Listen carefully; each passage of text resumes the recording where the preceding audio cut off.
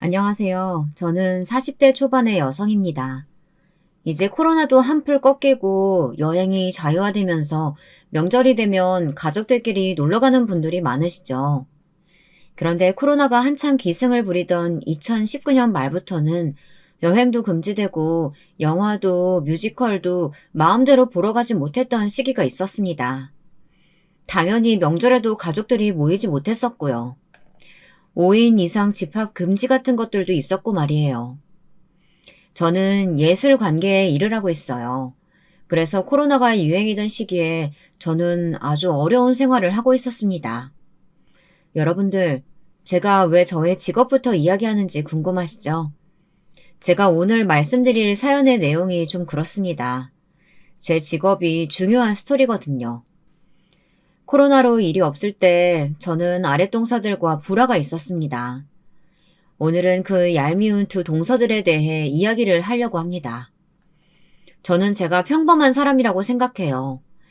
제게는 남편도 있고 아들 둘도 있고 나름대로 단란한 가정생활을 하고 있으니까요. 다만 제 직업이 예술계 일이다 보니 매일 연예인들을 보고 유명한 아이돌이나 배우들과 함께 작업을 하는 것 뿐이죠. 저를 알고 있는 사람들은 그런 저에게 정말 부럽다고 합니다. 좋은 직업이라고 매일 예쁘고 잘생긴 연예인들을 보니 얼마나 좋으냐고 하는데요. 그게 꼭 그렇지도 않습니다. 밤낮도 없고 한번 시작하면 짧게는 몇 달에서 몇 년간을 힘들게 작업해야 결과물이 나오거든요. 당연히 칼퇴근은 꿈이죠. 하지만 그렇게 고생해서 무대를 만들고 나면 정말 뿌듯한 마음이 들어요. 그래서 저는 이 직업을 계속 고집하고 있는 건지도 모르겠어요. 이쯤이면 제 직업이 정확히 뭘까 하시는 분들이 많으실 텐데요. 저는 뮤지컬 감독을 하고 있습니다. 처음에는 뮤지컬 배우로 데뷔를 했었어요. 그러다가 감독으로 전향해서 이제 7, 8년 정도 이 일을 계속해오고 있습니다. 저는 중산층 가정에서 태어났어요. 그 외에 드라마에서 보면 미술이나 음악하는 애들은 다들 집이 엄청난 부자고 개인 교습 받고 그러잖아요. 그래서 다들 편견을 가지실지도 모르겠는데요. 대다수의 예술고등학교, 예술대학교 나온 애들은 집안이 부자가 아니랍니다. 저희 친정 부모님도 아주 평범해요. 아버지는 조그마한 중소기업을 하시고 어머니는 피아노를 전공하셨습니다.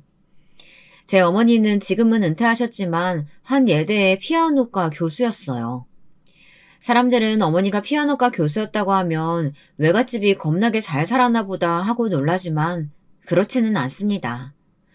제 친정엄마도 순전히 혼자 힘으로 독일 유학을 갔다 오시고 교수 임용도 다른 선생님들보다 좀 늦으신 편이었어요. 그동안은 지방에 있는 대학교에서 음악과 강사로 일을 하셨습니다.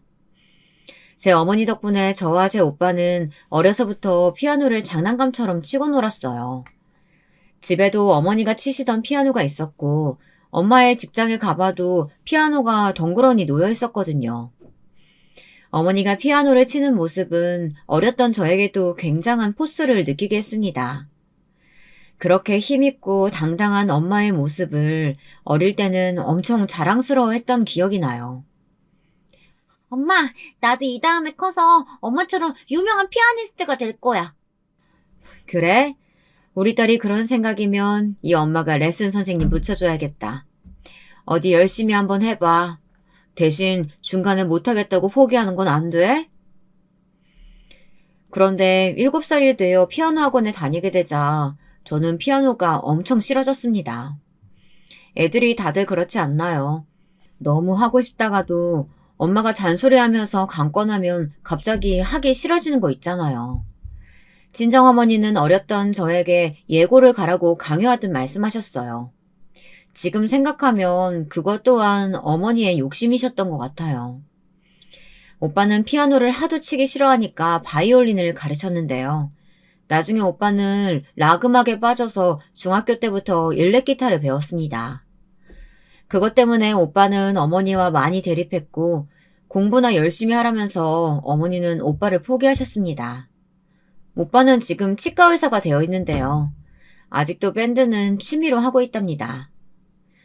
하지만 저는 엄마와 약속한 것도 있고 오빠처럼 반항을 할 용기가 없었어요. 그래서 엄마가 하라는 대로 계속 피아노를 쳤습니다. 그러다가 예고에 들어가서 성악으로 방향을 틀었어요. 피아노가 너무 치기 싫어 한계가 온 거죠. 7살 때부터 중학교 3학년 때까지 계속 쳤거든요. 그런데 예고에 피아노과로 들어가기엔 제 기술적인 부분이 좀 부족하다는 것이었습니다. 어머니의 동창생이신 유명 대학 교수님이 말씀하신 거였으니 어머니도 인정할 수밖에 없었겠죠. 제2 애는 목소리가 예쁘니까 성악시켜보는 건 어때? 마침 고등학교 때부터 성악해도 유명한 음대 들어갈 수 있다는데. 내 제자가 성악가 교수야. 한번 소개시켜줄까? 그래? 이제까지 피아노 시킨 게 아까워서 피아니스트 좀 만들어 보려고 했는데. 네가 안 된다면 그게 맞는 거겠지. 그럴 바엔 얼른 방향 돌리는 것도 나쁘지는 않겠다. 제 의견은 하나도 없이 그렇게 제 진로는 정해지고 말았습니다. 저는 어릴 때부터 음악만 생각하고 그쪽으로만 진로를 결정해버렸기에 다른 데 한눈을 팔 시간이 없었어요. 하지만 도서관에서 희곡을 읽을 때마다 저는 이런 글을 쓰고 싶다는 열망이 생겼습니다. 고등학교 때도 국어 시간을 제일 좋아했고요. 음악을 하는 시간 외에는 도서관에서 희곡을 읽었어요. 영화도 많이 봤고 감명 깊게 본 드라마 대본집도 사모으는 그런 고등학교 생활을 했습니다. 아마 그래서 제가 오늘날 뮤지컬 무대 연출가가 될 수 있었던 것 같습니다.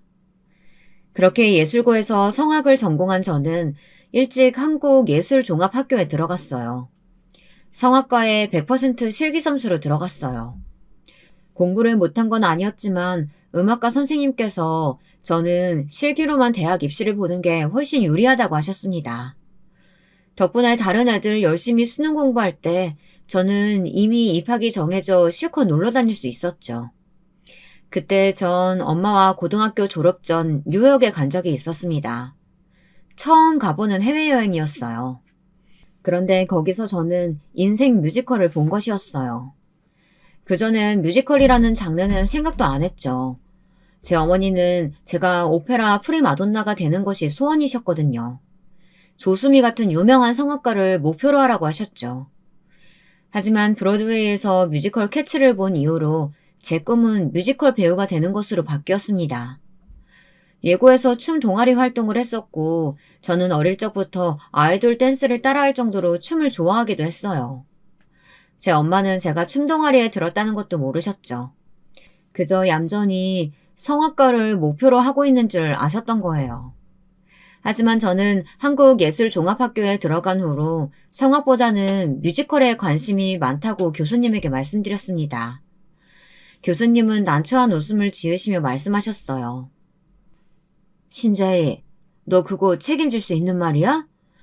네 엄마는 네가 성악가 될 거라고 알고 계시는데 너 혼자서 뮤지컬 배우 되겠다고 한다니. 그건 네 시간도 너무 아깝고 너무 손실이잖아. 교수님, 제가 성악을 안 하겠다는 게 아니에요. 하지만 성악가보다는 제 꿈이 뮤지컬 배우가 되어버리는걸요. 저도 이제 하고 싶은 거 안 하면 나중에 어머니 원망할 것 같아요. 그러니 성악 수업도 듣고 부전공으로 뮤지컬도 하게 해주세요. 네? 제발요. 제 말을 들으신 교수님은 저보고 곰 같다고 말씀하셨습니다. 그냥 전과를 하지 그러냐고. 그러면 두 과목을 다 같이 듣는 고난의 길은 가지 않아도 될 것 아니겠냐고요. 하지만 저는 성악이 뮤지컬 배우가 되는데 꼭 도움이 되는 길이라고 생각했습니다. 그래서 일단 성악과 수업과 뮤지컬 연습을 병행하게 되었습니다. 남들이 대학 생활을 만끽할 때 저는 놀 시간도 없었지만 그때부터 제 꿈을 위해 그 정도는 희생할 수 있다고 생각했어요. 그렇게 저는 대학교에 다니는 동안 아주 바쁘게 지냈습니다. 틈날 때마다 뮤지컬 배우 오디션도 보았고요. 그러다가 4학년 1학기에 지킬 박사와 하이드라는 뮤지컬에서 단역을 맡게 되었습니다. 그때서야 저는 부모님께 학교 졸업하고 뮤지컬 배우가 되겠다고 말했죠. 그랬더니 어머니는 제 꿈이 너무 허황된 것 아니냐며 싫어하셨어요. 제 어머니도 욕심이 굉장히 많으신 분이거든요. 뭐? 뮤지컬 배우를 하겠다고? 그런 말은 한 번도 한 적 없었잖아. 그냥 성악가 나와서 오페라 프리마돈나 하라고 엄마가 그렇게 말했는데 갑자기 뮤지컬 배우라니. 그런 건 이 엄마가 허락 못한다. 엄마, 나 뮤지컬 배우가 꿈이었어요.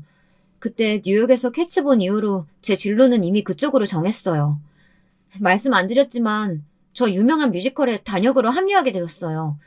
그러니까 저 막을 생각하지 마세요. 제 인생이잖아요. 엄마는 배신감에 화를 내셨지만 자식 이기는 부모는 없다잖아요.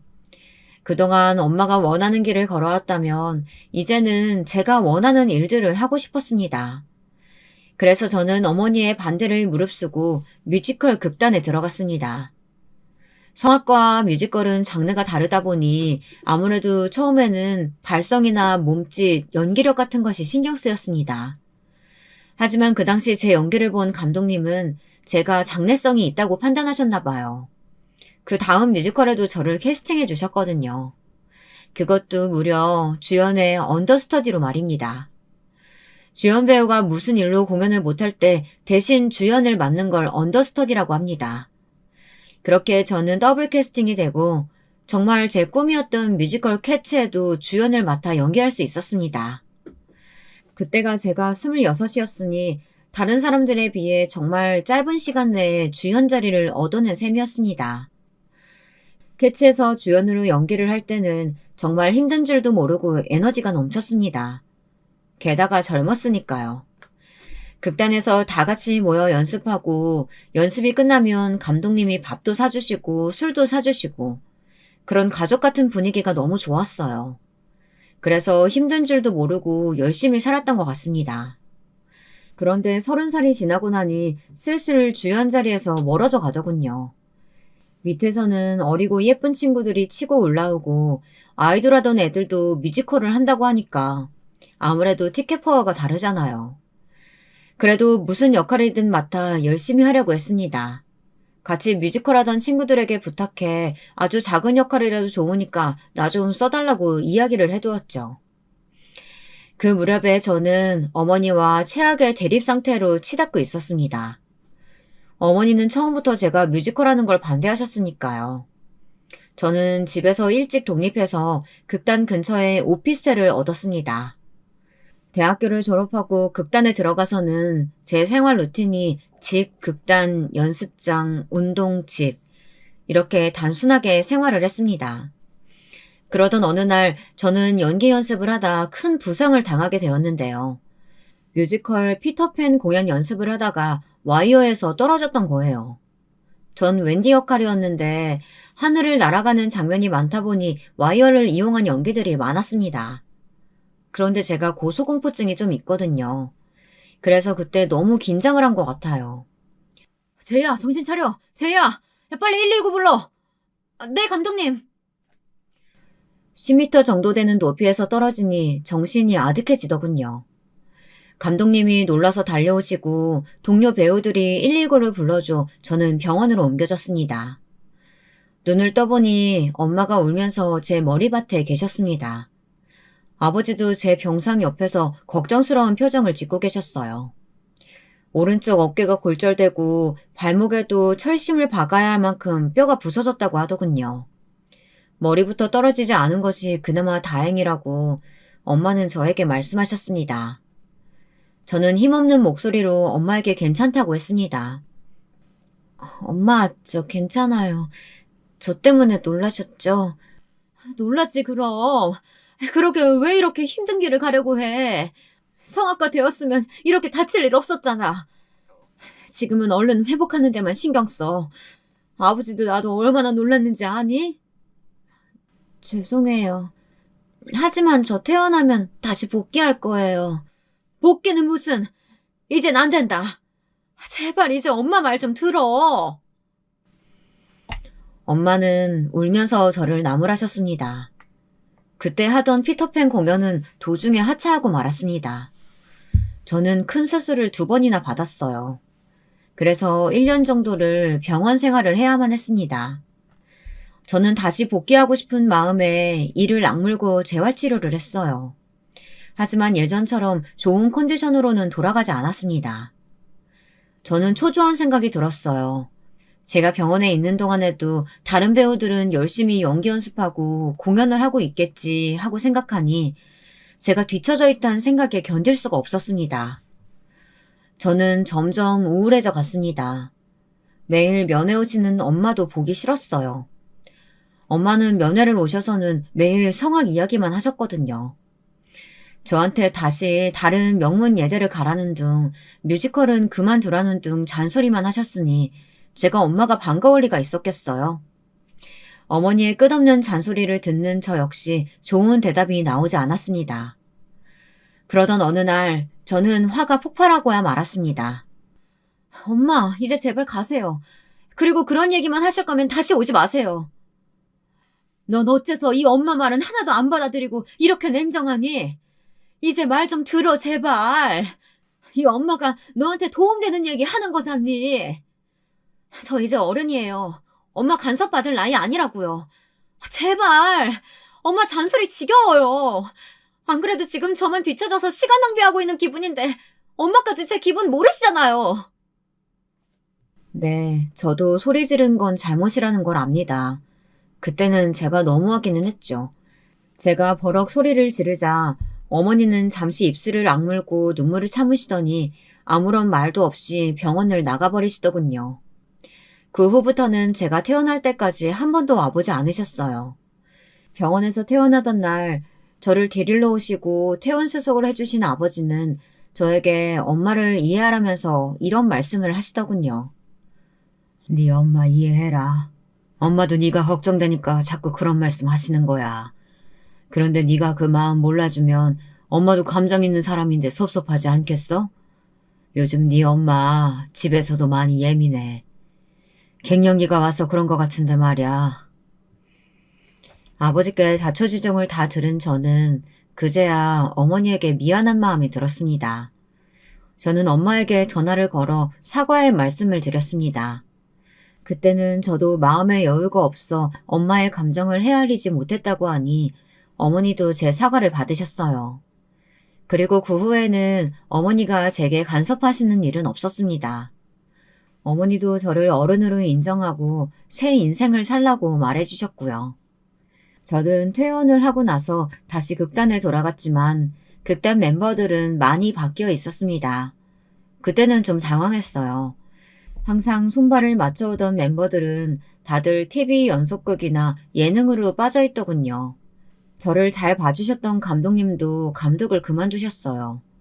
바뀐 분위기에 적응을 하지 못해 저는 방황을 좀 했습니다.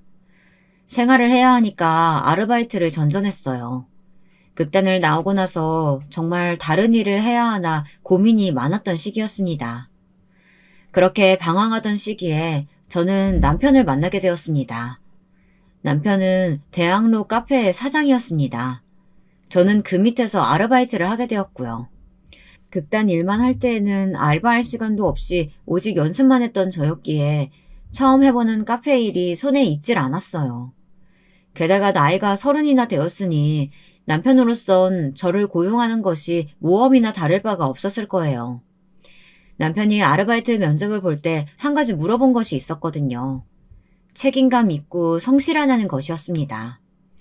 그동안은 대학생 알바를 썼었는데 툭하면 아프다고 핑계대며 안 나오고 시험 때는 일찍 가면 안 되겠느냐고 떼쓰듯 얘기해서 너무 곤란했었다는 거였어요. 그래서 저는 그런 부분은 걱정 안 하셔도 된다고 했죠. 저에겐 절박한 생계가 달려있다고 했더니 남편이 그러는 거예요.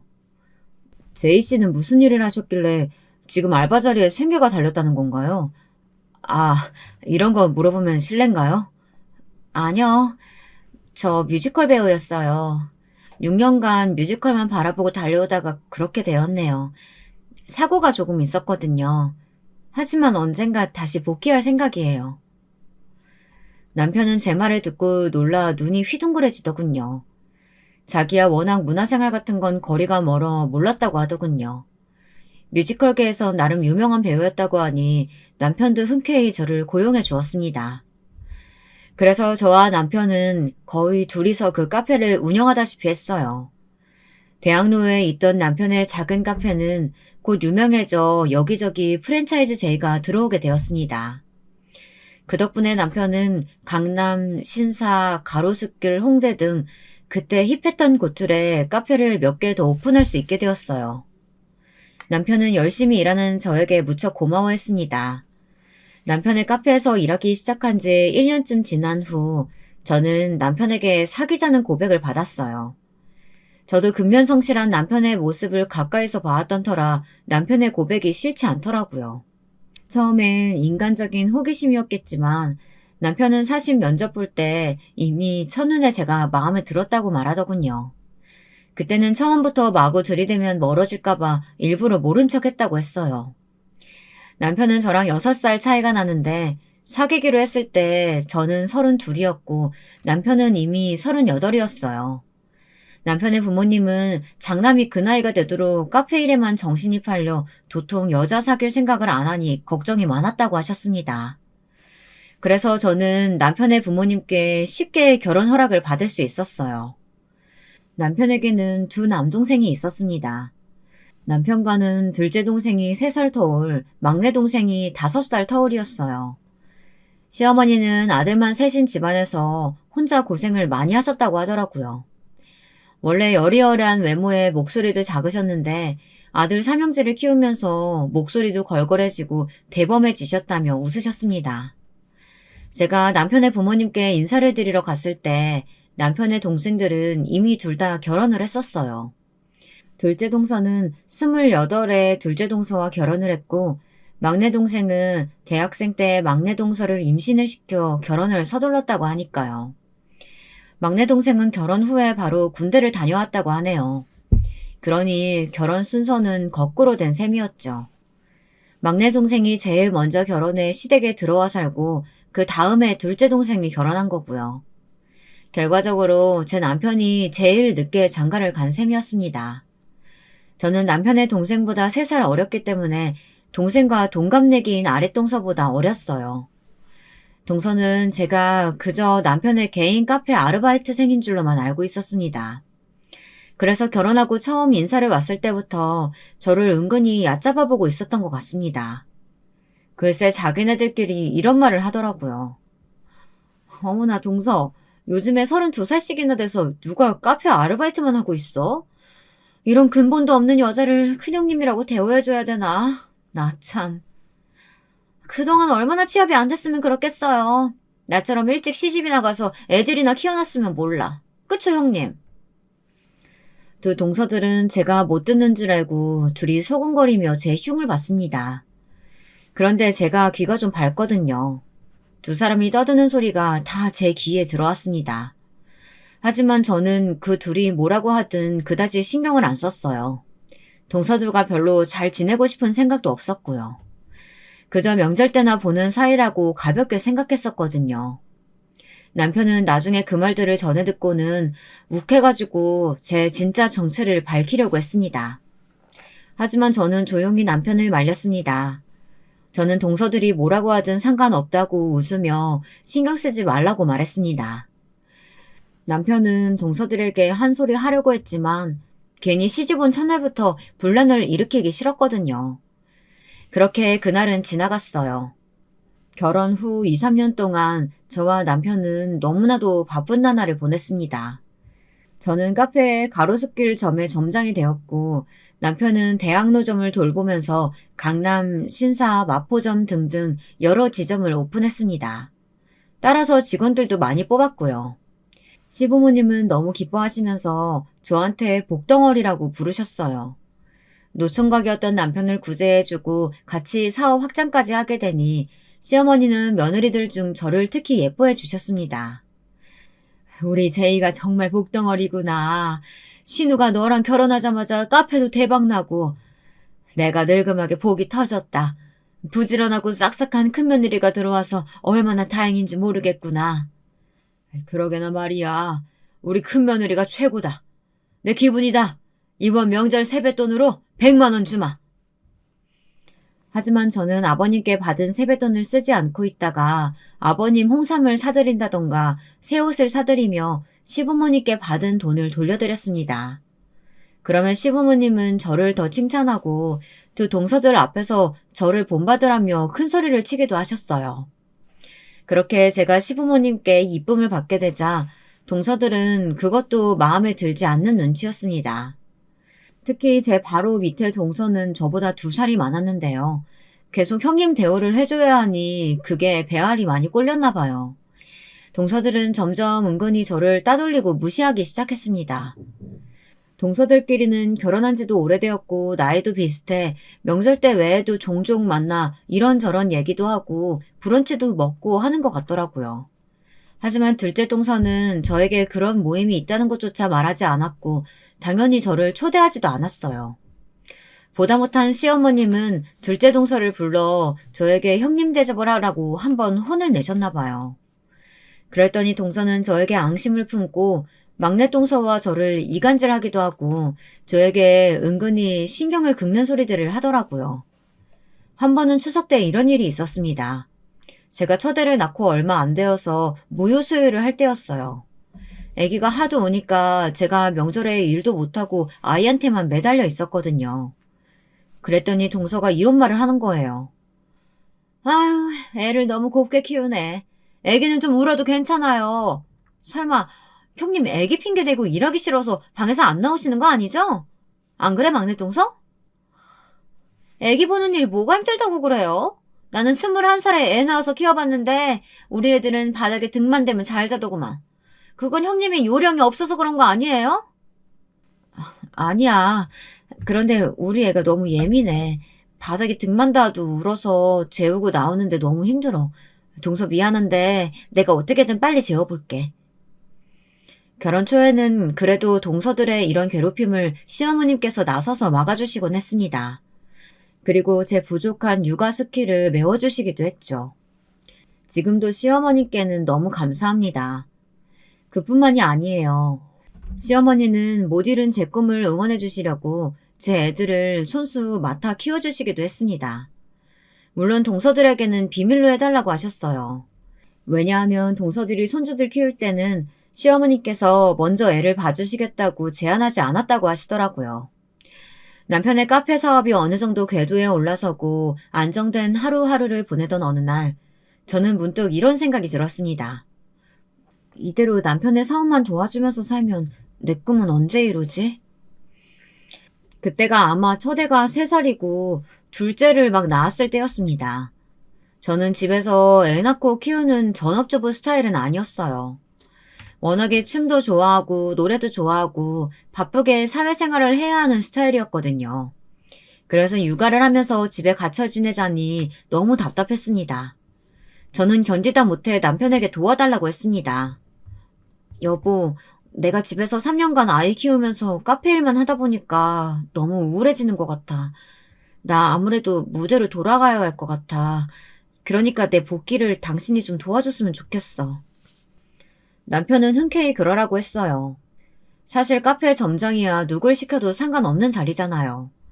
내가 아니더라도 조금만 배우면 누구나 할 수 있는 일이고요.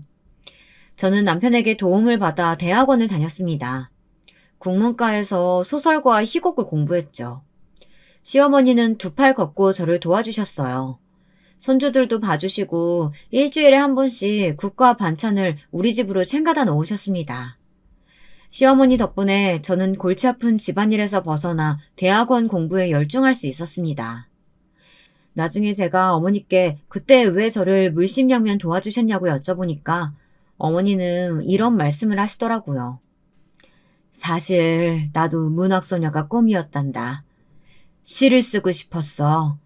고등학교 때 시문학 동아리도 들었고 말이야. 하지만 가난한 우리 친정 형편에 나까지 대학을 보낼 돈이 없었거든. 그래서 난 고등학교 졸업하고 일찍 사회생활 했단다. 그러다가 네 시아버지 만나 결혼도 일찍 하게 되었고 말이야. 널 보면 내 못 이룬 꿈이 생각나. 그래서 도와주는 거란다. 그 말씀을 듣고 저는 어깨가 더 무거워지는 것을 느꼈습니다. 이건 저 혼자만의 꿈이 아니었어요. 이제 눈가에 주름이 진 할머니가 되신 시어머니가 양갈래 머리 소녀일 때부터 꿈꿔왔던 것이었어요. 저는 잠자는 시간도 아껴가며 대학원 과정을 3학기 만에 마칠 수 있었습니다. 그리고 극단을 하나 만들어 뮤지컬 감독으로 데뷔를 하게 된 것이었죠. 무대 감독 일과 육아를 병행하는 건 굉장히 힘든 일이었어요. 아이들이 수두를 앓거나 열이 펄펄 끓어도 공연이 안 끝난다면 제가 함부로 공연장을 떠날 수 없었거든요. 그래서 시어머니가 아이들이 아플 때 병원도 데려가시고 밥도 해먹이시느라 고생을 하셨습니다. 그렇게 큰 제 아들들이 이제 8살, 5살이 되었습니다. 제 동서들도 아마 마음만 먹었다면 제가 무엇 하고 있었는지 알았을 거예요. 하지만 그들은 제가 대학원을 갔다는 것도 뮤지컬 감독이 되었다는 것도 관심조차 없었습니다. 그러니 까맣게 몰랐을 테죠. 그러다 공연 예술계는 코로나 직격탄을 맞게 되었습니다. 저는 점점 일이 떨어지게 되었어요. 게다가 애들도 그때는 학교에 안 가고 원격 수업을 했으니까요. 집에서 애들 밥을 해주고 공부도 조금씩 봐주면서 그렇게 지내게 되었습니다. 둘째 동서는 약국을 했고 셋째 동서는 시댁에서 분가해 전업주부로 지내고 있었거든요.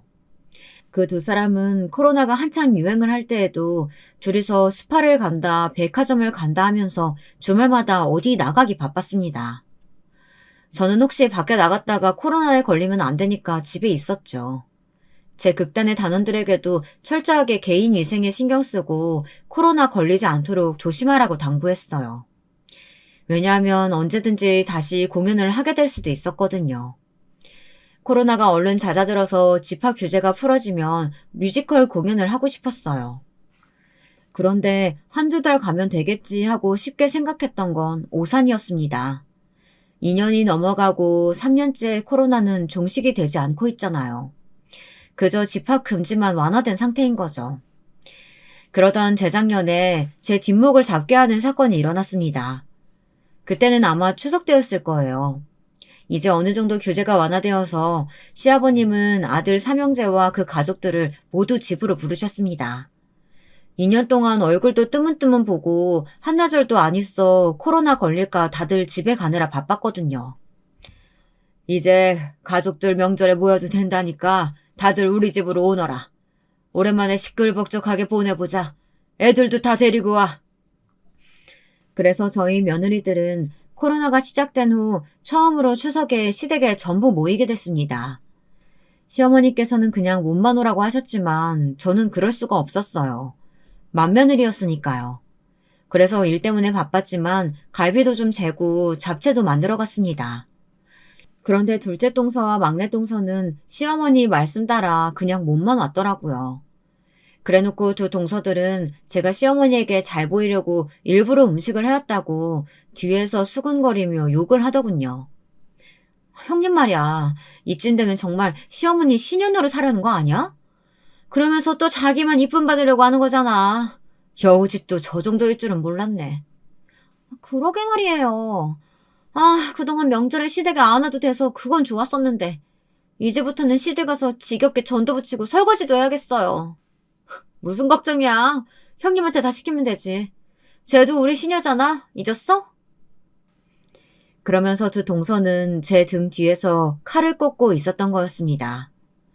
지금 생각하니 정말 얄미운 것들이에요. 그때는 저도 계속 참지 않으리라 생각했죠.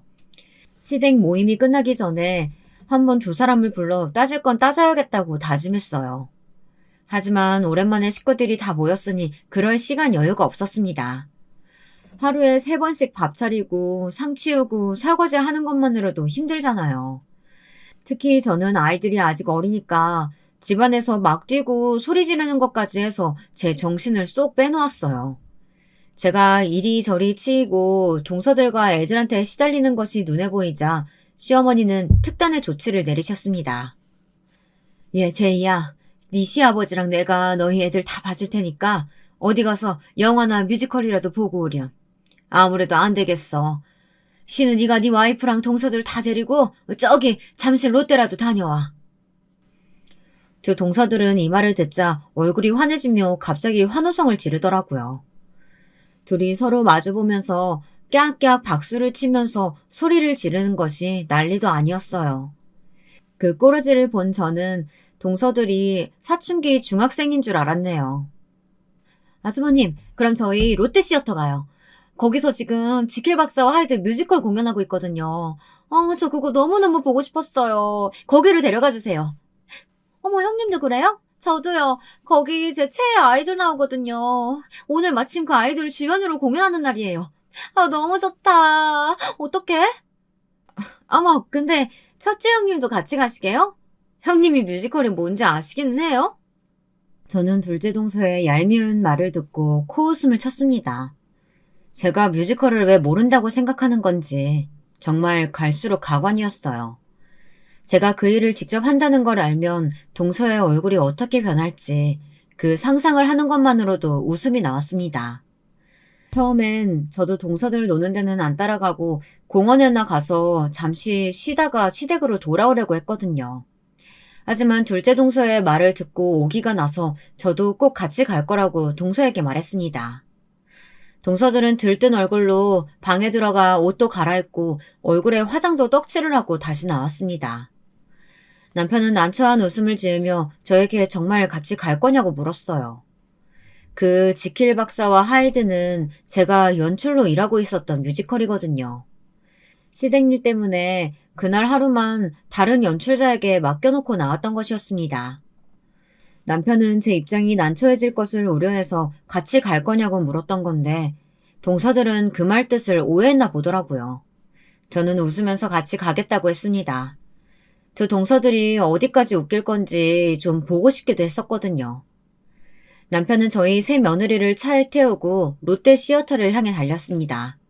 추석이긴 해도 서울은 교통량이 별로 없어서 잠실까지는 3, 40분도 걸리지 않았어요.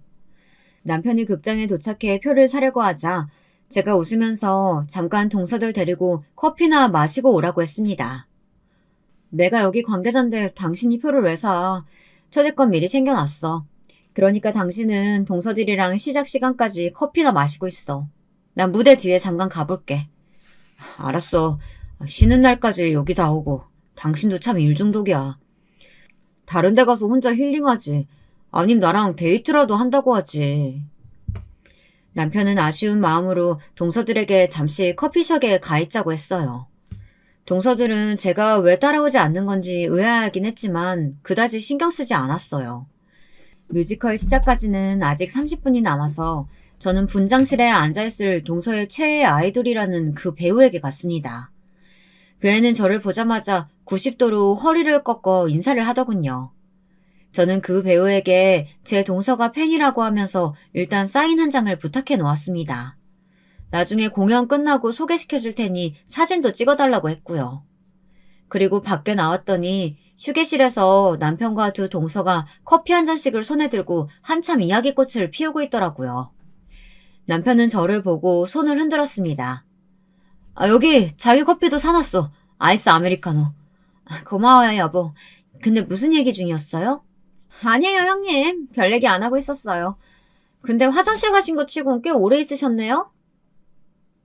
동서들은 제가 나타나자 미간을 찌푸리며 대놓고 저를 불청객 취급하기 시작했습니다. 그렇게 동서들은 저와 남편은 소외시키고 둘이서만 지킬 박사와 하이드에 대한 이야기를 늘어놓았습니다. 저는 조용히 남편이 건네준 아이스 아메리카노만 마시고 있었습니다. 그런데 자기들끼리 열심히 떠들어대던 둘째 동서가 불쑥 이런 이야기를 꺼내는 것이었어요. 형님, 도대체 형님은 뭐 하는 분이세요? 요즘은 집에서 애만 키우고 있겠지만 말이죠. 친정도 그다지 잘 살지 못해서 이런 뮤지컬 극장에 한번 와봤겠어요? 수준 떨어져. 도저히 같이 다니기 불편해서 못 살겠네, 정말. 그러니까요. 없이 사는 사람들은 다 티가 난다니까요. 형님, 솔직하게 말해봐요. 집 못 살아서 뮤지컬 한번 본 적 없으시죠? 제가 참다 못해 열받아 동서들에게 따끔하게 한마디 하려고 일어선 순간이었습니다. 마침 지나가던 제 극단의 배우 하나가 저를 보더니 꾸벅 인사를 하며 말을 걸어오는 것이었어요. 아니 대표님, 오늘 어쩐 일이세요? 오늘은 가족들하고 함께 명절 보내신다고 못 나오신다더니. 저희 공연 보고 싶어서 오신 거예요? 대표? 그쪽은 누구신데? 우리 형님한테 인사하는 거예요? 저 뮤지컬 배우인데요. 이 신재희 대표님이 저희 극단 대표님이시고요. 지금 공연하는 지킬 박사와 하이드의 무대 감독님이세요. 동서들의 눈이 화등잔만하게 커졌습니다. 어지간히 놀랐는지 막내 동서는 딸꾹질까지 하는 것이었어요. 한참 경이로운 눈으로 저를 바라보던 두 사람은 가까스로 입을 떼었습니다. 저, 정말 뮤지컬 배우의 극단 대표님이라고요? 형님이요? 아이, 그럴 리가. 거짓말이죠? 그게 사실이면 이제까지 왜 그걸 숨겼던 거예요? 그럼 이 뮤지컬 공연 끝나고 저 그 아이돌 볼 수 있어요? 와, 형님, 정말 능력자셨네요. 형님, 저 소원이에요. 제발 제 최애 가수랑 사진 한 번만 부탁드려도 될까요? 동서들은 방금까지 저를 무시하고 앞담화하던 안면을 싹 바꾸었어요. 그리고 저를 대하는 태도도 확 변해버린 것이었습니다. 저는 저를 조롱했던 두 사람이 너무 얄미워 안 된다고 말을 할까 했었는데 생각을 금방 고쳐먹었습니다. 어차피 그 두 동서에게 최애 아이돌을 보여준다면 그거야말로 통쾌한 복수가 될 수 있을 것 같았거든요. 그리고 앞으로 아예 동서들과 인연을 끊을 것도 아닌 이상 뭐하러 쪼잔한 사람이 되나 싶었죠. 그 옆에서 가장 신난 사람은 남편이었어요.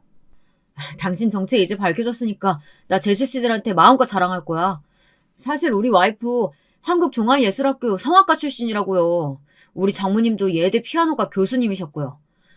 그러니까 재수 씨들 다시는 우리 와이프 무시하거나 조롱하지 말아요. 또 그런 행동들 내 눈에 띄면 나 더 이상 안 참아요. 동생들 다 집합시킬 거야. 그날 두 동서들은 자기들의 최애를 보는 행운을 맞았습니다.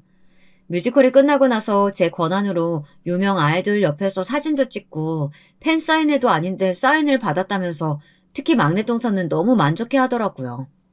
동서들은 그 순간부터 저를 완전히 다시 봤습니다.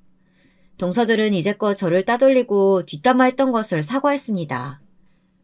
저 형님, 그동안 정말 죄송했어요. 사실 형님이 너무 고고해 보여서 좀 꼴받았던 게 사실이었거든요. 형님이 잘못하신 건 없는데 저보다 늦게 이 집안에 들어와서 시어머니 사랑도 독차지하는 걸 보고 제가 옹졸하게 형님을 질투했나 봐요. 이제부터 형님으로 잘 모실게요. 용서해 주세요. 네? 저도 사과드릴게요. 그나저나 형님 정말 대단한 경력자셨네요. 성악과 졸업해서 뮤지컬 배우도 되시고 지금은 극단 대표의 뮤지컬 감독에 형님 너무너무 멋지신 것 같아요. 저 혹시 이 뮤지컬 연습할 때 구경 좀 와도 될까요? 사실 나도 그동안 동서들하고 잘 어울리려고 해봤는데 쉽지가 않았어. 나이는 어리지만 내가 형님이니까 동서들을 넓은 마음으로 품었어야 하는데 나도 사람인지라 서운한 점이 많았어. 앞으로는 며느리들 다 같이 똘똘 뭉쳐서 재미있는 일들 해보자. 기회되면 브로드웨이 뮤지컬도 보러 가보고. 저의 제안에 동서들은 손뼉을 치며 좋아했습니다. 저만 시간 내면 당장 다음 달에라도 가능하다면서 둘째 동서는 특히 적극적이었어요. 평소에 너무 여행을 가고 싶었지만 약국에서 일하면서 토요일도 출근해야 하는 제 처지가 너무 싫었다고 하더군요. 그래서 저는 일할 때는 반납도 없고 주말도 없다고 했더니 동서는 저보다 더한 사람이 있다면서 한숨을 푹 쉬는 거였습니다. 저는 그런 동서에게 진심으로 충고해 주었어요. 누구한테나 가장 힘들었던 순간은 있어. 나는 공연 연습하다가 천장에서 떨어져서 큰 부상도 입었고 1년간이나 병원에서 재활치료 받았는걸. 그러니까 동서도 긍정적으로 생각해. 아직은 몸이 튼튼하잖아. 안 그래? 동서들은 지나온 제 이야기를 듣더니 아련한 눈으로 고개를 끄덕였어요. 저는 공연이 끝나고 동서들과 시댁 근처의 치킨집에서 맥주를 한 잔씩 하면서 그날 밤에 그들과 완전히 화해를 했습니다. 그래서 지금 저와 동서들은 어떻게 지내고 있냐고요? 지금은 한 달에 한 번씩 꼭 모여 국내 여행도 다니고요. 겨울에는 스키도 타러 다닌답니다. 아직 브로드웨이까지 가지는 못했지만 내년쯤에는 저도 치프 감독님에게 공연 맡기고 일주일 정도 쉬면서 동서들과 뉴욕에 다시 가볼 생각을 갖고 있어요. 나이 더 먹고 다리 힘이 없어지기 전에 부지런히 여행 다니자고 동서들과 약속했거든요. 내년에 뉴욕에 갈 땐 제 친정어머니와 시어머니도 같이 모시고 갈 계획을 가지고 있습니다. 친정어머니와 시어머니는 명절 때마다 한 번씩 회동을 하셔 제가 그때 연출하고 있는 뮤지컬을 보러 오신답니다. 이제는 친정엄마도 제가 좋아하는 일을 하고 사는 것이 너무 잘 됐다고 생각하신답니다. 예전에 그렇게 뮤지컬 일 반대했던 어머니가 많이 변하셨죠. 저는 그것이 가장 감사하고 기쁜 일이 되었어요. 어머니는 지금도 저에게 말씀하십니다.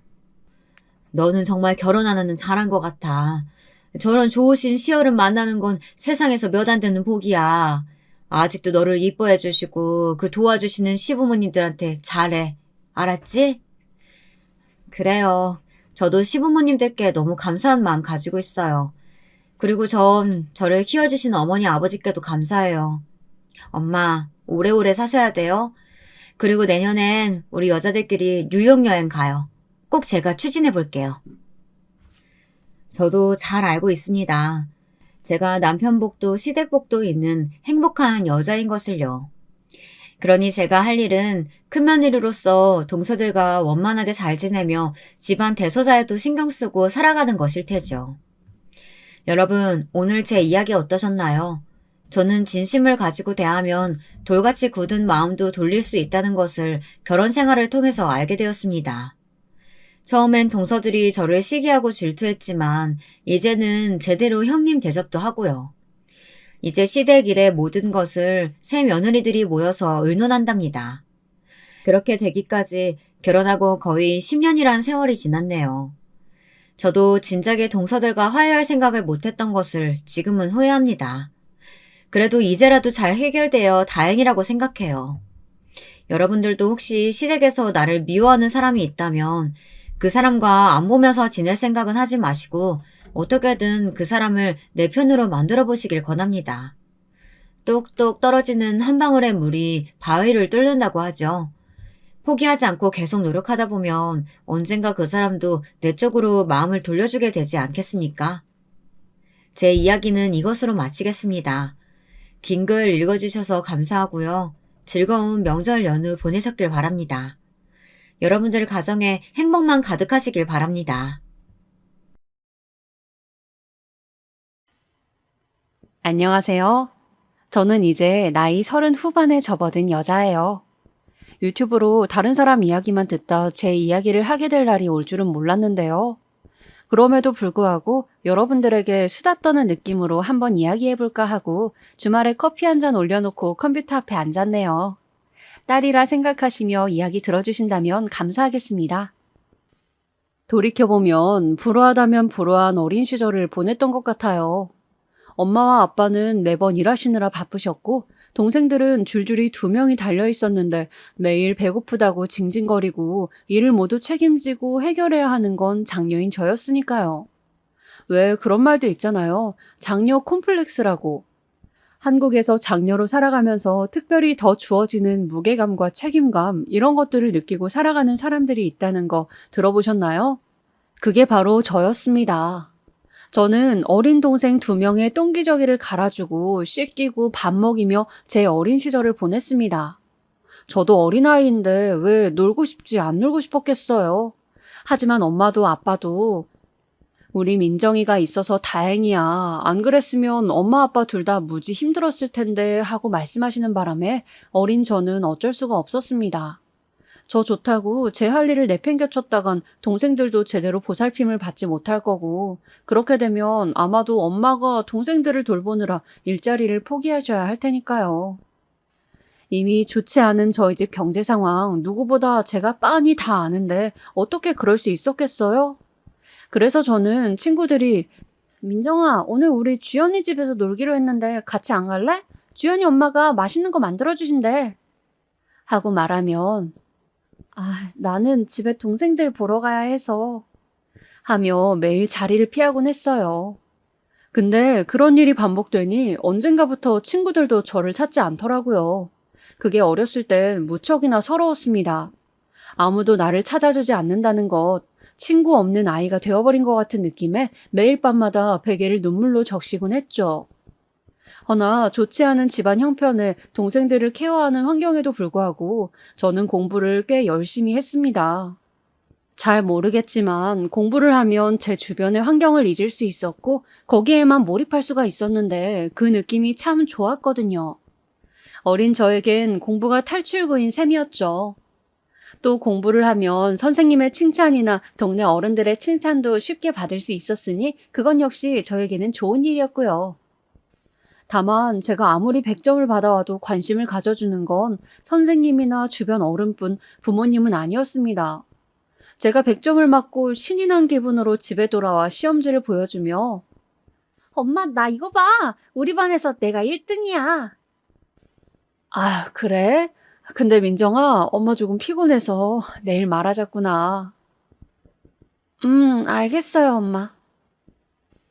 물론 그 시절 부모님이 저희를 먹이고 살리느라 빠듯하셨던 거 저도 이해합니다. 근데 삶에 너무 지쳐 늘 피로하신 부모님의 모습은 아이가 받아야 할 충분한 애정을 제공해주지 못했죠. 그러다 보니 사춘기 시절이 오자 갑자기 저도 몰랐던 반항심이 막 솟구치더라고요. 동생도 왜 돌봐야 하는지 모르겠고 학원 하나 제대로 못 보내주는 우리 집도 원망스럽고 겨우 택시기사나 하는 아빠 직업이 부끄럽고 마음속에 울분이 차올라 저는 하루에도 몇 번씩 부모님께 짜증을 내곤 했습니다. 엄마, 내가 이거 문제집 사달라 했잖아. 왜 안 줘? 돈 달라고. 저기 민정아, 이거 꼭 필요한 거니? 이번 달 말고 다음 달에 사면 안 될까? 장난해? 다음 달이 시험 날짜인데 어떻게 다음 달에 사? 그럼 저기 친구 거를 좀 빌리든가 아니면 선생님한테 엄마가 부탁을 해볼까? 아, 진짜 쪽팔려. 왜 이런 거 하나 못 사줘서 구질구질하게. 제가 그렇게 말하면 엄마는 죄스럽다는 듯 고개를 푹 숙였고 문제집 값이 반도 안 되는 금액을 손에 쥐어주며 뭐라도 사 먹고 오라고 달래곤 하셨지만 저는 대놓고 그 지폐를 부모님 눈앞에서 찢어버리고 말았습니다. 아버지는 워낙에 바쁘신지라 집안 사정이 어떻게 돌아가고 있는지 알 길이 없었죠. 당시에 저는 정말 반항아 그 자체였어요. 그러던 어느 날 제 분노가 차오르고 차올라 폭발하게 된 일이 있었는데요. 아마도 그날은 중간고사 시험날이었던 걸로 기억합니다. 생각보다 시험 점수가 안 좋아 터덜터덜 기운 없이 집을 걸어가고 있는데 반 친구가 그러더라고요. 오늘 우리 엄마가 시험 보느라고 수고했다고 피자 엄청 많이 시켜준대. 너도 올래? 그 말이 왜 그렇게 기분이 나쁘고 화가 났을까요? 나는 돌아가봤자 빈집에 동생들만 있을 텐데 시험을 망쳤건 잘 봤건 피자는커녕 쉰밥에 김치나 먹어야 하는데 그 순간 눈물이 왈칵 차오르면서 친구를 등지고 집으로 걸어갔습니다. 그날 저녁 역시나 부모님이 들어오자마자 괜히 화를 냈죠. 엄마 때문에 시험 망쳤잖아. 그게 무슨 소리야? 엄마가 나 문제집 안 사줘서 못 봤다고. 우리 집이 형편만 됐어도 이럴 일 없었어. 알아? 엄마가 자식 인생도 망치고 있는 거라고. 너 이놈의 자식이? 지금 엄마한테 그게 무슨 말버릇이야?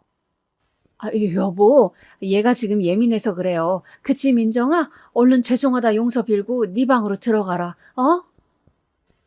그때 잠자코 말을 듣던 아빠가 벌컥 화를 내셨지만 이미 원과 한이 가득했던 저 역시 지지 않고 바락바락 대들었습니다. 그러다 결국 하면 안 될 말까지 제 입에서 튀어나오고 말았죠. 아빠가 우리한테 해준 게 뭔데? 보증 잘못 써서 우리 집 쫄딱 망하게 한 거? 엄마 하루 종일 주방 일하게 하고 나 학원도 하나 못 보내주는 거? 그게 아빠야? 아빠가 가장이면 가정을 보살펴야지. 우릴 고생시키는 게 아니고. 그러자 아빠는 제 말에 다분히 충격을 받으신 얼굴이 되었고 전 저대로 그게 싫어 집 밖으로 도망을 나오고 말았습니다. 도망 나오면서도 이게 아닌데 하는 생각이 머릿속에 가득 찼습니다. 아빠의 얼굴이 눈앞에 계속 어른거렸죠. 그래서인지 저는 멀리 가지 못하고 집 근처 놀이터에 쪼그려 앉아 몸만 숨긴 채 있었습니다. 네, 이른바 가출이었죠. 제 인생 첫 가출이었습니다. 근데 생각해보면 참 초라하고 무계획적인 가출이었어요. 돈이 없어 오갈 데도 없었고 핸드폰도 없어 친구를 부를 수도 없었거든요. 한참을 놀이터에 있다 새벽 1시쯤 되었을 땐 집에 다시 돌아갈까 생각도 했지만 그러기엔 자존심이 상해 그대로 놀이터에 있었습니다. 그러다 너무 날씨가 추웠는지 몸이 피로해지면서 점점 눈이 감기더라고요. 아마 그렇게 의식을 잃었던 것 같아요. 그리고 제가 눈을 떴을 땐 뜨뜻한 집안이었어요. 엄마는 그저 눈물 젖은 손길로 저를 쓰다듬어 주고 계셨고, 아빠는 그저 등을 돌리고 앉아 한숨만 푹푹 쉬어대고 계셨습니다. 엄마는 제 눈물을 닦아주시며, 너 이 녀석아, 그렇게 나가버리면 어떡하냐? 이 날씨에 동사라도 되면 어쩔 뻔했어. 오늘 날씨가 얼마나 추운데 겉옷 하나 안 걸치고 나가선. 지나가던 할머니가 널 발견하고 우리 집에 찾아와 줬으니 망정이지. 다행스러운 일이었지만 알고 보니 윗집 할머니와 눈인사를 하던 사이였는데 근처 딸 집을 갔다 오시다 저를 발견하시곤 저희 집 문을 두드렸다고 하시더라고요. 그해 겨울에 영하 날씨를 생각하면 천만다행이었습니다. 만약 몇 시간만 더 있었어도 저체온증으로 크게 위험해질 수도 있었을 테니까요. 그리고 그날 저는 부모님과 많은 대화를 나누진 않았지만 절 걱정하신 모습을 보곤 죄스러운 마음이 들어 마음속에 분노가 누그러졌습니다.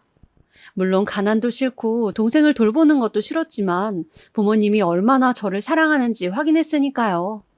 그 순간 마음의 안정이 찾아왔던 것 같습니다. 그 후 저는 제가 할 수 있는 한에서 최대한의 노력을 통해 좋은 대학교에 입학했고 그것도 학자금 대출을 받으며 학교를 다녔습니다.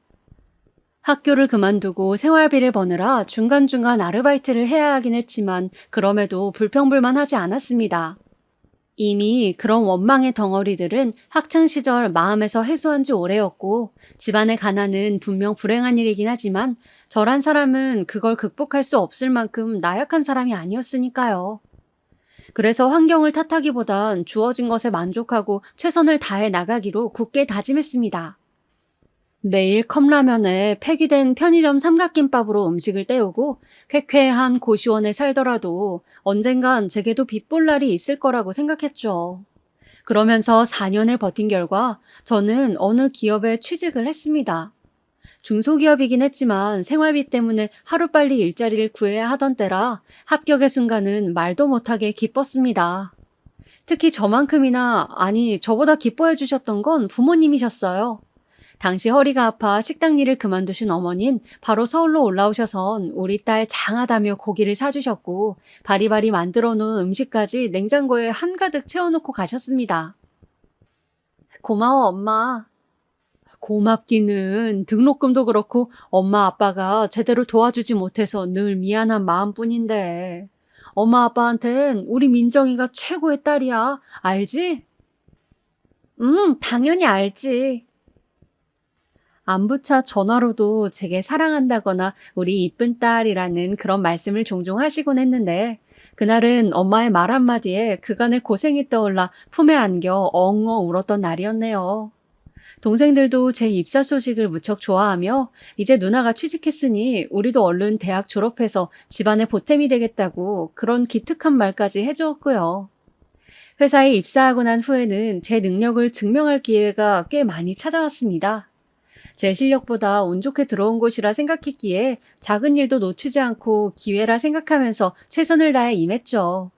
그래서인지 갓 들어온 지 얼마 안 된 신입이 능력 좋고 똑똑하단 소리가 대표님 귀에까지 들어가게 되었습니다. 그리고 어느 날 저는 대표님과 단둘이 식사 자리까지 갖게 되었죠.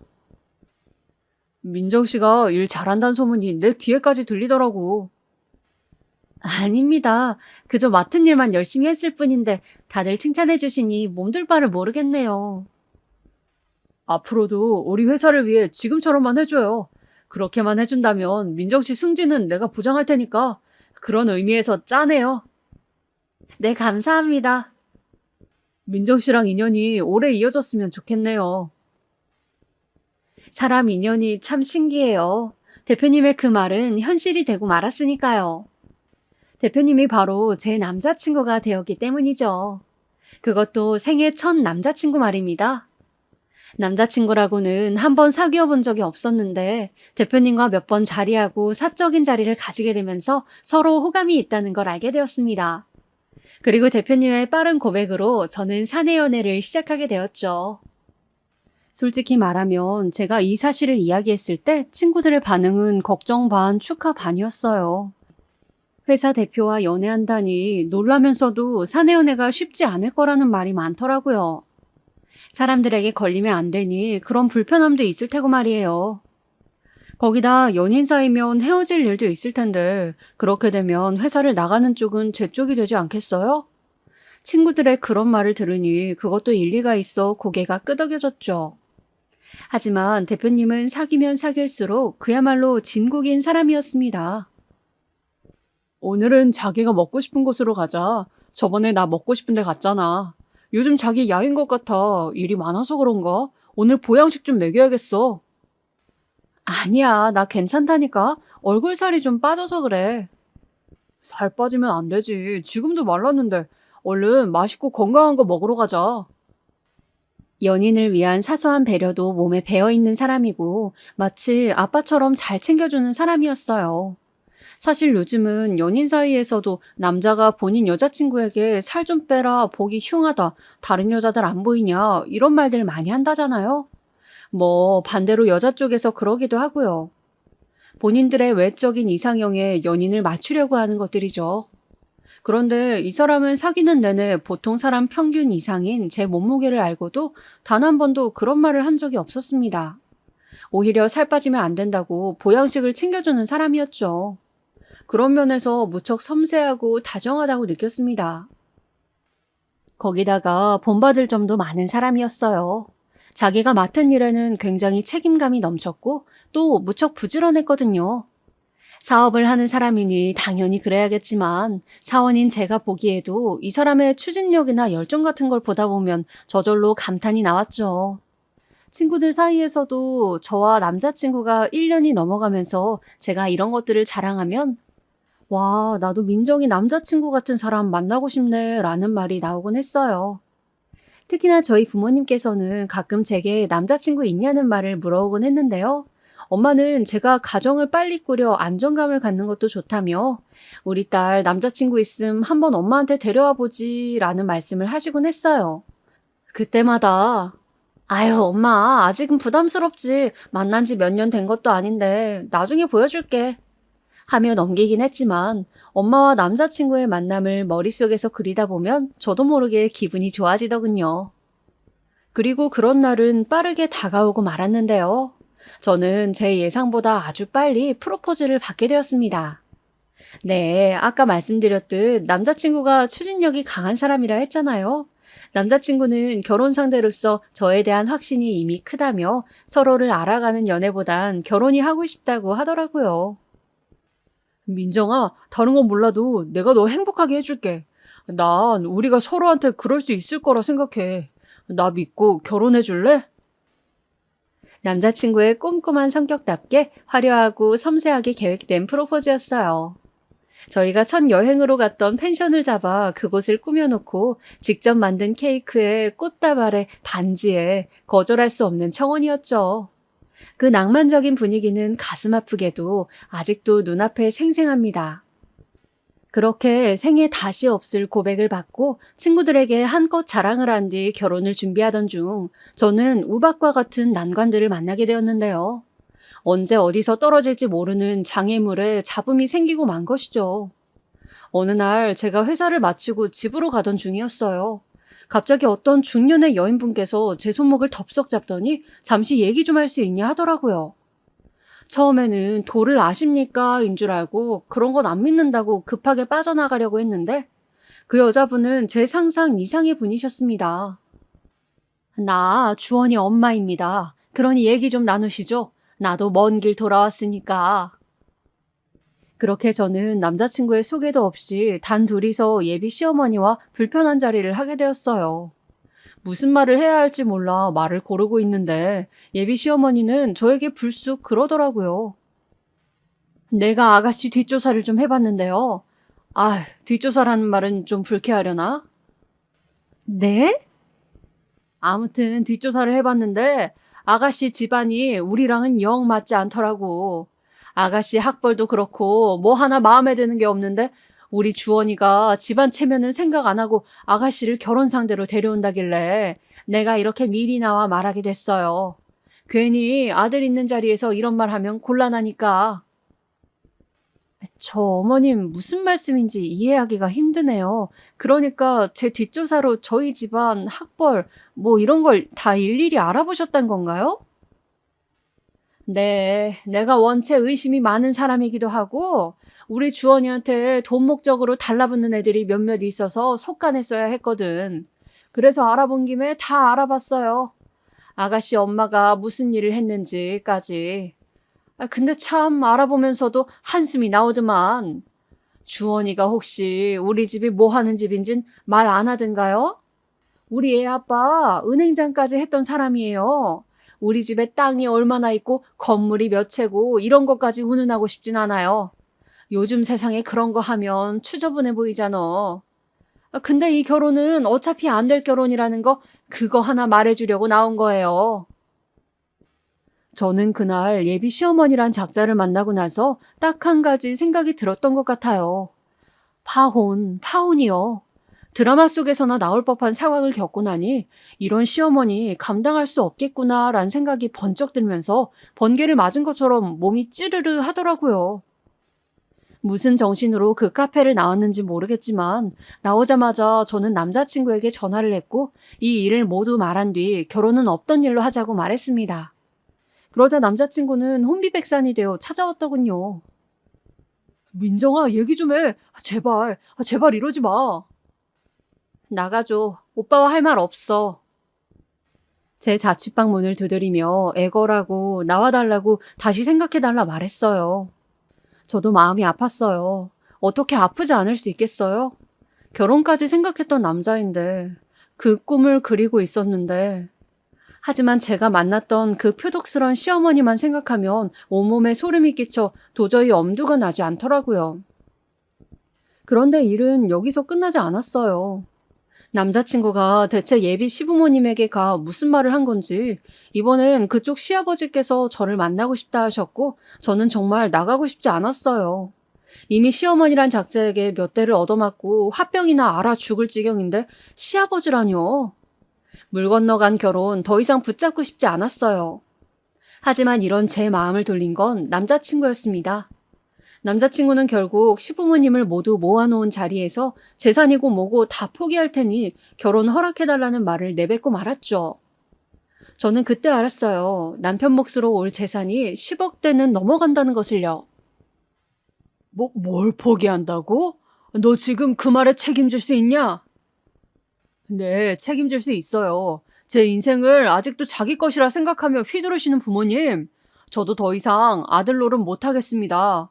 어머니, 아버지 의견 최대한 존중하려 했지만 이미 선 넘으신 어머니 행동에 뭐라 할 말이 없네요. 이런 기막힐 놈의 자식이 뭘 못해? 아들 노릇을? 네가 아들 노릇 못한다면 나도 부모 노릇 하기 싫다. 그리고 너 오늘 일 반드시 후회할 거다. 네 사업자금 대준 거 나야. 내가 시작하게 해준 거라고. 네 형의 반만 닮았어도 더 크게 될 놈이 한심하구나. 한심해. 갑시다.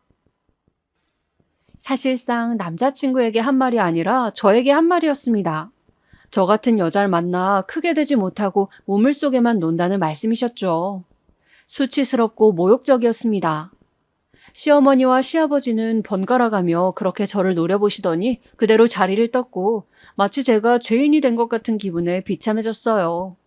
결국 덩그러니 둘이 남겨졌을 때 저는 이런 말을 하기도 했어요. 오빠는 나 때문에 그 많은 재산도 부모님과의 인연도 포기할 수 있다고 했지만 솔직히 내 입장에선 이건 아니야. 천륜을 끊겠다고? 오빠 정말 영영 부모님 안 보고 살 수 있어? 그리고 그 재산도 지금에야 포기할 수 있다지만 나중에라도 아쉬워질 수 있잖아. 그때 나 원망 안 할 수 있어? 아니야, 나는 괜찮아. 너만 있으면 돼, 민정아. 남자친구는 저를 설득하고 또 설득했습니다. 배부른 고민이라 할 수도 있겠지만 당시에 저는 무척 심각했어요. 저 하나로 인해 부모님과 연이 끊긴다는 게 보통 일도 아닐 뿐더러 그렇게 반대를 무릅쓰고 한 결혼이 과연 행복할 수 있을까 생각하면 자신도 없었죠. 그런데 그때 저희에게 구원자 같은 사람이 나타났는데요. 바로 저의 예비 시누이였어요. 시누이는 남자친구보다 5살 많은 누나였는데 주로 외국에서 사업을 하던 터라 한국엔 잘 들어오진 못했어요. 대신 저랑 남자친구가 연애하고 있을 때 종종 비싼 선물을 보내주며 카톡으로 제 안부를 묻곤 했거든요. 그런데 이런 일이 있다는 걸 남편에게 듣고 나선 곧바로 불이 나게 귀국해 가족회의를 소집하셨다 합니다. 아니, 왜 아들 결혼에 엄마랑 아빠가 이렇게까지 하는 거예요? 그 아가씨, 나도 이야기 많이 들었어요. 인성도 바르고 착한 사람이던데, 그럼 됐지. 꼭 집안이니 조건이니. 요즘 같은 시대에 그런 것까지 따져야 돼요? 너는 모른다. 결혼도 안 한 네가 알 리가 없지. 우리한텐 그런 게 중요해. 나는 아들 결혼식에 돈 없는 사람들 왔다 갔다 하면서 뷔페랍시고 접시에 음식 가득 담는 꼴 못 본다. 나도 네 아빠랑 생각이 똑같아. 너야말로 왜 이런 일로 일 내팽개치고 귀국까지 해서 우리 속을 뒤집어? 시덥잖은 소리 말고 돌아가. 아, 엄마, 아빠, 제발 그런 옛날 생각 좀 버리세요. 주원이가 얼마나 급박했음 재산 포기하겠단 말까지 하겠어요. 막말로 자식 결혼이 엄마, 아빠 체면 세워주려고 하는 것도 아니잖아요. 엄마도 아빠도 자식한테 꼭 이런 모습 보여주셔야겠어요? 그래야 속이 편하세요? 아님 정말 주원이랑 연 끊고 사시게요. 한동안 이어지는 시누이의 잔소리에 시어머니도 시아버지도 말씀을 못하셨다 해요. 원래부터 시누이 성격이 무척 직설적이고 똑부러진 편이라 예비 시엄마도 시누이 앞에선 찍소리하지 못했다고 하더라고요. 심지어 시누이는 나중에 저와 남자친구까지 한자리에 앉혀놓고 시부모님을 혼내기까지 했어요. 거침없이 말하는 그 모습이 솔직히 대단하더라고요. 게다가 자신의 일도 아닌데 가족 일이라고 앞에 나서주니 저로선 뭐라 말해야 할지 모를 정도로 고마울 따름이었습니다. 고맙습니다. 오늘 저 대신 나서주셔서요. 고맙긴. 민정씨, 엄마 아빠 때문에 마음 많이 상했을 텐데 말이 거칠지 마음까지 그러신 분들은 아니니까 너무 상처받지 마요. 아마 오늘 제가 한 소리 했으니 곧 수그러 드실 거예요. 그리고 나는 민정씨 살아온 거 보니 대단하던데? 그 어린 나이에도 알바하면서 대학 다니고 생활비도 자기가 다 마련하고 그랬다면서요. 우리 집은 그런 거 일절 없었거든. 다 지원해줬으니 주원이나 나나 편하게 학교 다녔고 민정씨가 오히려 존경스러워요. 시누이는 이런 소리를 하며 제 기운을 북돋아줬어요. 덕분에 기분이 좋아진 저도 예비 시부모님과의 이 싸움 한번 해볼만 하겠다라는 의기양양한 마음까지 들었죠. 그리고 역시나 남자친구의 끈질긴 설득으로 시부모님은 결혼을 허락하셨습니다. 저희는 최대한 빨리 결혼을 준비했어요. 상견례부터 결혼식장, 웨딩사진, 웨딩드레스까지 예비 시부모님의 결정이 바뀌지 않을까 싶어 누가 쫓아올까 두려운 마음으로 조급한 마음으로 준비를 했던 것 같아요. 준비하면서도 마음이 계속 갈팡질팡 불안하긴 했어요. 결혼하고 나서 내가 이 시부모님을 보고 살 수 있을까? 시부모님 때문에 남편과 갈등이 생기진 않을까? 근데 이런 생각할 틈도 없이 결혼 날짜는 성큼 앞으로 다가오고 있었고 저희는 상견례 단계에 돌입했습니다. 그렇게 저는 엄마 아빠를 모시고 상견례 장소로 향했습니다. 그렇게 예비 시부모님과 남자친구를 한참 기다리고 있는데 갑자기 남자친구에게서 연락이 왔습니다. 저기 있잖아. 우리 엄마 아빠가 우리가 고른 상견례 장소가 마음에 안 든다고 다른 곳으로 고르셨대. 수준에 맞는 좋은 곳으로 다시 고르셨대. 이리로 와야 할 것 같아. 남자친구의 목소리는 저에 대한 미안함으로 기어들어가고 있었죠. 그럼 진작 말씀을 해주시지 미리 기다리고 있는 사람들은 어쩌라고 이제와 말씀을 해주시는 걸까요? 화가 너무 났지만 이제와 상견례를 물을 수도 없어 최대한 티내지 않고 부모님께 말씀드렸어요. 저 엄마 아빠 우리 다른 곳으로 가야 할 것 같아. 시부모님이 다른 곳으로 착각하셔서 거기에 가 있으시다네.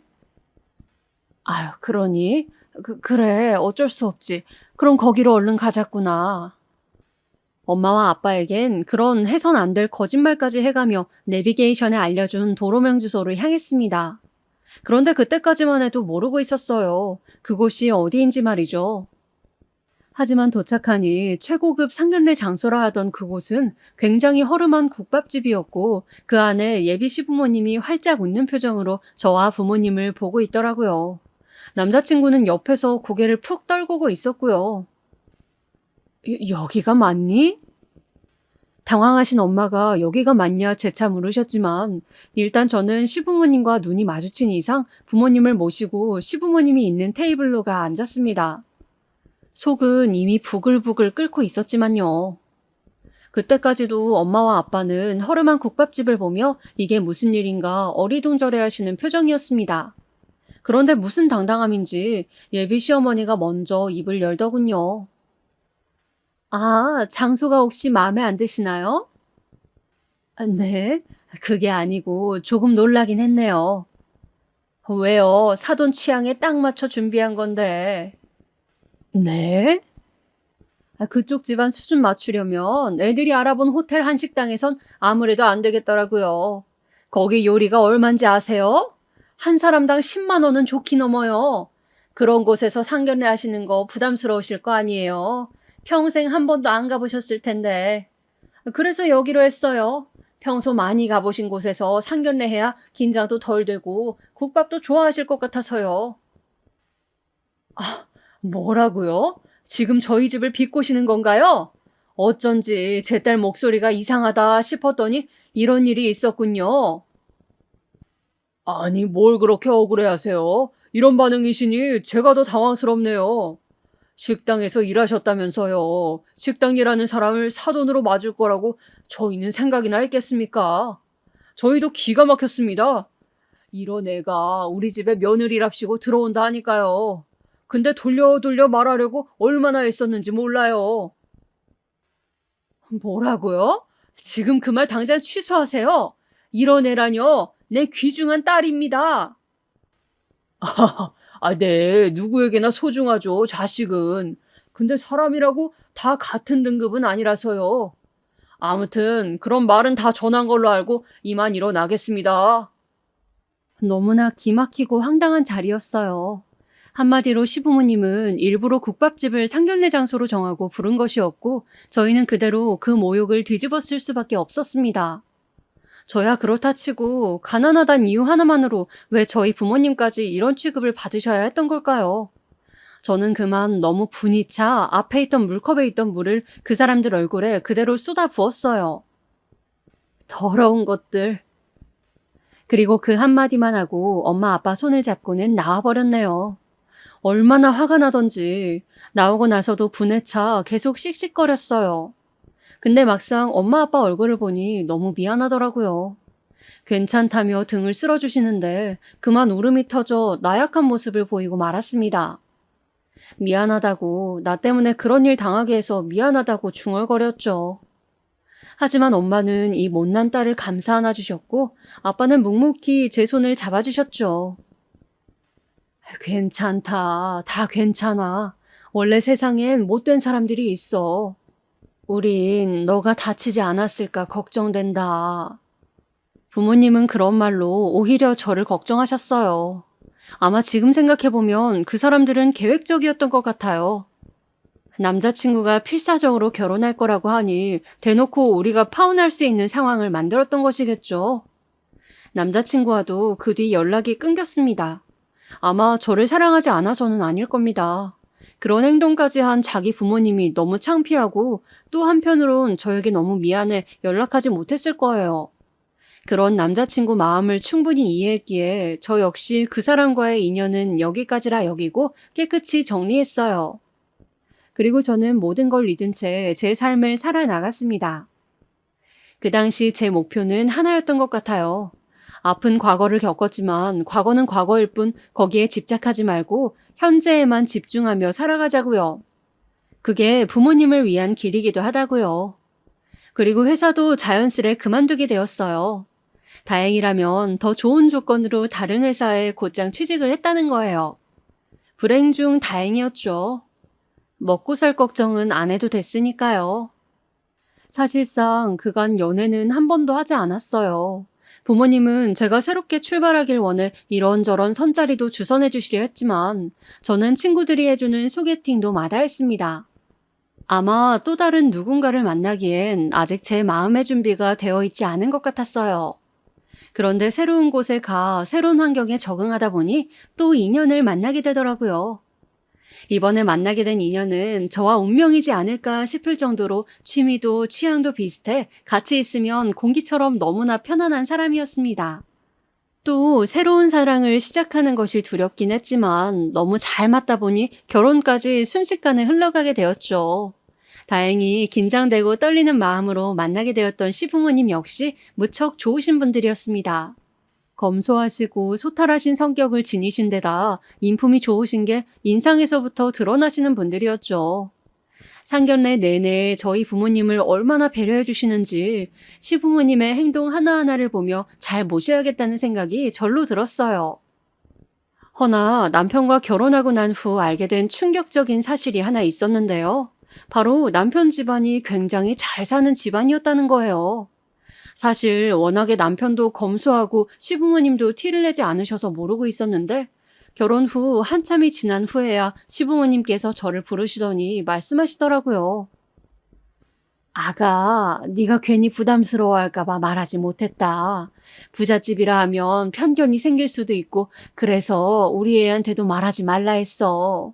근데 이젠 결혼한 지도 조금 됐으니 편하게 말하려 한다. 괜찮지? 아, 네, 어머님, 편하게 말씀하세요. 그러시면서 시부모님은 많은 유산을 받았다고 말씀을 하시더라고요. 물론 유산을 받긴 했지만 그렇다고 내가 공짜로 얻은 분은 아니란다. 나도 네 시아버지도 부동산 업계에 있었던 만큼 많은 공부를 했지. 그리고 받은 돈으로 가게도 차려보고 또 말아먹기도 하고 그러면서 돈에 대해 배우고 익혔단다. 나는 내 아들도 그렇게 살길 바랐기 때문에 부잣집 망나니처럼 안 기르려고 꽤나 노력하며 살았어. 아가, 널 봤을 때 제일 눈에 들어온 게 뭔지 아니? 성실함과 자기 인생에 대한 책임감이었어. 불우한 환경에서 자랐지만 네 힘으로 살았다는 거, 그게 가장 좋아 보였단다. 요즘 젊은 사람 중엔 그런 게 부족한 사람도 간혹 보였거든. 저는 그날 시어머님의 말씀을 묵묵히 들으며 시어머니께서 어떻게 그런 소박하면서도 선한 인품을 가지게 되셨는지 이해하게 되었어요. 거기다 시어머니는 말씀 끝에 저에게도 건물을 하나 건네주고 싶다고 하시더군요. 그냥 주는 건 아니란다. 건물이 있으면 넉넉히 살 수도 있지만 그만큼 관리하고 배워야 할 것도 많아. 열심히 공부해보거라. 네, 알겠습니다, 어머님. 근데 정말 제가 받아도 될지? 아가, 넌 이제 우리 집 식구잖니? 작은 거니 받아도 된단다. 그렇게 시어머니는 전적으로 저를 식구로 받아들여 주셨어요. 그리고 그 후 정말 운명이지 않을까 하는 일이 일어나고야 말았는데요. 당시 남편과 사업구상으로 바쁘던 때 저희 건물에 국밥집이 하나 들어온다고 하더라고요. 보증금 500에 월세 30짜리 작은 국밥집이었는데 나이 있는 부부 2명이 운영한다고 했어요. 하지만 당시 제가 출장을 가는 바람에 남편이 대신 부동산 계약을 했기에 나중에야 작은 개업 선물을 들고 찾아갔습니다. 그런데 그곳엔 놀랍게도 제가 알던 두 사람이 열심히 국밥을 나르고 있었어요. 바로 제 시부모님이 될 뻔한 사람들이었어요. 너무 얼토당토 없어 가만히 서 있었는데 그 여자가 먼저 절 발견하곤 놀랐는지 국밥 그릇을 놓치고 말았습니다. 그 바람에 손님 쪽으로 뜨거운 국밥물이 튀었고 그 여잔 정신없이 자기 앞치마로 손님 구두를 닦더군요. 저는 그것을 내려다보며 사람 인연 참 기막히다고 생각했습니다. 어떻게 전시모가 제 세입자가 될 수 있을까요? 손님 신발을 다 닦은 후엔 전시모가 제게 묻더군요. 아주 날카로운 말투로 말이죠. 네가 여길 왜 왔니? 뭐 우리 애한테 집 망했다는 말이라도 듣고 온 거니? 동정 필요 없으니까 나가라. 어디 건방진 계집애가? 아니요, 축하해드리려고 온 건데요. 뭐? 개업하셨다길래 찾아왔어요. 제가 바빠서 남편이 대리로 가게 예약했는데 기억 안 나세요? 며칠 전에요. 아마 제 신분증도 보셨을 텐데 대충 보셨나 봐요. 뭐? 계약을? 그 여자가 어리둥절하자 그 사이 옆에 있던 전 남자친구의 아버지가 상황을 알아차린 듯 숨을 헉 들이키더군요. 그럼 혹시 건물주? 아니, 어떻게 이런 일이? 어떻게 네가? 그러네요. 저도 이렇게 만나 뵙게 될 줄은 몰랐는데 말이죠. 그간 잘 지내셨어요? 그럼 네가 진짜 이 건물주라는 거야? 그 여자는 제 말에 아무 말도 못하고 허탈한 표정을 짓더니 바닥에 털썩 주저앉았습니다. 그리곤 얼마 있다 신세 한탄을 하더라고요. 사업 실패하고 투자 망해 이 꼴이 된 것도 서러운데 어떻게 이런 일까지 벌어지냐면서 말이죠.